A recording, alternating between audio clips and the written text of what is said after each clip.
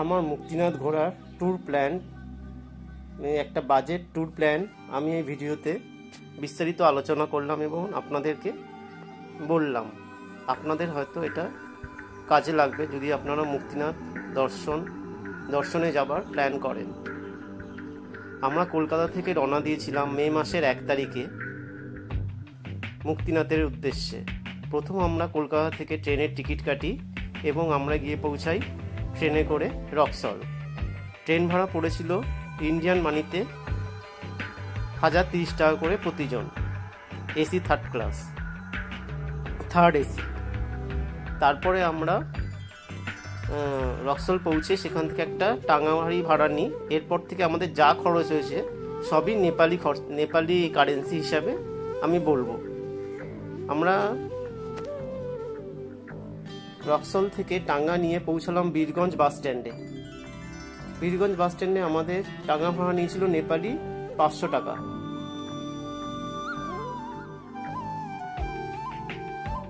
আমাদের বীরগঞ্জ বাস স্ট্যান্ডে পৌঁছে দিয়েছিল। সেখানে একটা হোটেলে আমরা সকালবেলা খাওয়া দাওয়া করে 10:30টার সময় আমরা বাসের টিকিট করি সেই হোটেলওয়ালার কাছ থেকে, এবং সেই হোটেলওয়ালাই আমাদেরকে নেপালি কারেন্সি এক্সচেঞ্জ করে দেন ইন্ডিয়ান কারেন্সি হিসাবে। আমাদের ইন্ডিয়ান কারেন্সি 10,000, নেপালি আমাদের 16,000 টাকা আমাদের ক্যাশ দিয়েছিল। সেখান থেকে আমরা পোখরার বাস ধরি। সকাল 10:30টায় বাস ছিল। 10:30টায় বাসে উঠে আমরা পোখরা গিয়ে পৌঁছাই। তখন সন্ধ্যা হয়ে যায়, তখন বাজে প্রায় 6টা আমরা যখন পোখরা গিয়ে পৌঁছাই। এবং সন্ধ্যাবেলা পৌঁছানোর কারণে সবার শরীরে একটা ধকল গিয়েছিল, যেহেতু বাস প্রাইভেট বাস। রাস্তা খুব একটা যে ভালো ছিল তা নয়, 70% ভালো, 30% কি 40%ই খারাপ বলা যায়। রাস্তা পুরো কাজ চলছে, জেসিবির কাজ চলছে, রাস্তা পুরোটাই একই রকমই ছিল প্রায়। যাক, আমরা সন্ধ্যাবেলা পৌঁছে ফ্রেশ হয়ে কিছুটা লেক সাইডের ধারে গিয়েছিলাম। আমাদের হোটেলটাও লেক সাইডের ধারেই ছিল, রোড নাম্বার 7। ভাড়া নিয়েছিল ডবল বেডরুম 1000 টাকা। ভালো বড় রুম ছিল, কোনো অসুবিধা আমাদের হয়নি।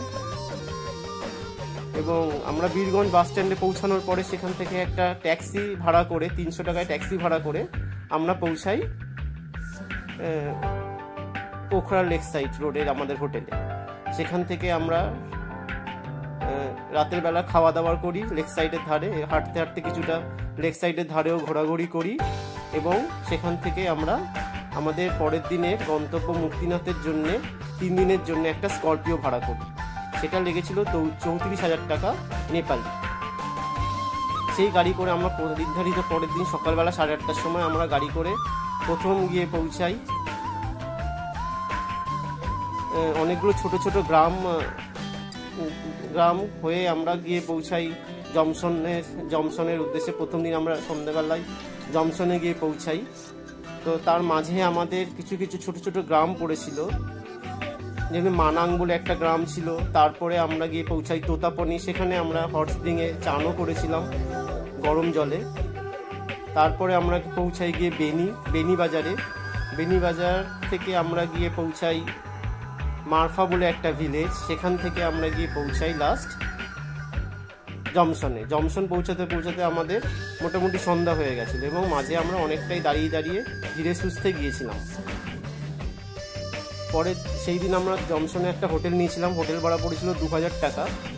সানরাইজ ভিউ, খুব ভালো হোটেলটা ছিল। একটা রুমে আমাদের 4 জনকে থাকতে দিয়েছিল। খুবই ভালো হোটেল, পরিষ্কার পরিচ্ছন্ন। খাওয়া দাওয়া ওখানে জনপ্রতি এক বেলায় 350 থেকে 400 টাকা করে ভেজ থালি। তারপরে আমরা পরের দিন সকালে নির্ধারিত রওনা দিই মুক্তিনাথ দর্শনের উদ্দেশ্যে। প্রথমে আমরা গিয়ে পৌঁছাই কাকবেনি ভিলেজ। সেখানে প্রচুর ছবি তুলি আমরা।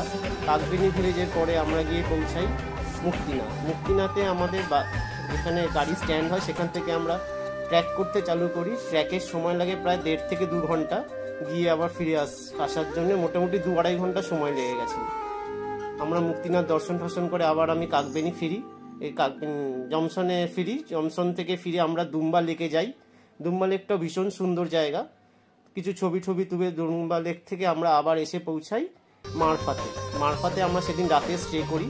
মারফাতেও আমরা একদিনে ঘর ভাড়া মোটামুটি 1200 টাকা পেয়ে গেছিলাম 4 জন থাকার জন্যে। ওখানে এসি রুম দরকার হয় না, সবই নন এসি, ঠান্ডা, ভালো ওয়েদার ছিল, প্রেজেন্ট ওয়েদার। মারফা থেকে আমরা পরের দিন, মারফাতেও খাবার খরচা সেম 400 টাকা প্রতিবেলা।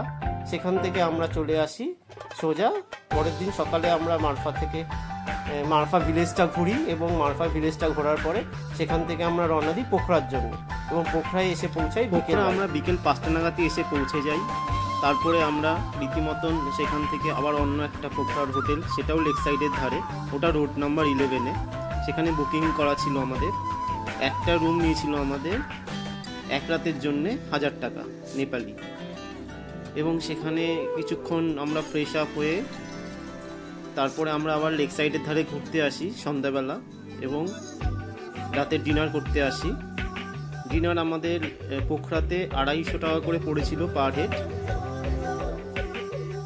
আমরা প্রায় সব দিনই ভেজই খেয়েছি, ননভেজ খুব একটা আমরা খাইনি। তারপরের দিন আমরা সকালবেলা প্রোগ্রাম করেছিলাম নিজেরা ঘুরবো, নিজেদের মতন করে ঘুরবো। সেই জন্য সকালবেলা প্রথম আমরা গিয়ে পৌঁছালাম পোখরা লেকের ধারে। সেখানে তালবাহারি টেম্পেলে পুজো দিতে গেলাম। আমরা গেছিলাম সকাল 6টা নাগাদ। প্রায় প্রথম বোটটাই আমরা নিয়েছিলাম। নেপালি 70 টাকা করে পড়েছিল পার হেড নৌকো তালবাহারি টেম্পেলে নিয়ে যাওয়া এবং নিয়ে আসার জন্য, আবার আমাদের ঘাটে ছেড়ে দেবে। তো তালবাহারি টেম্পেলে আমরা 1 ঘন্টা ছিলাম। সেখান থেকে আমরা আবার হোটেলে চলে এলাম। আবার ফ্রেশ হয়ে লাগেজপত্র গুছিয়ে হোটেলে রেখে 11টার সময় চেক আউট করে দিয়ে আমরা আবার বেরোলাম পোখরার সাইট সিন করার জন্য। সেখানে খরচা হয়েছিল মাত্র 200 টাকা।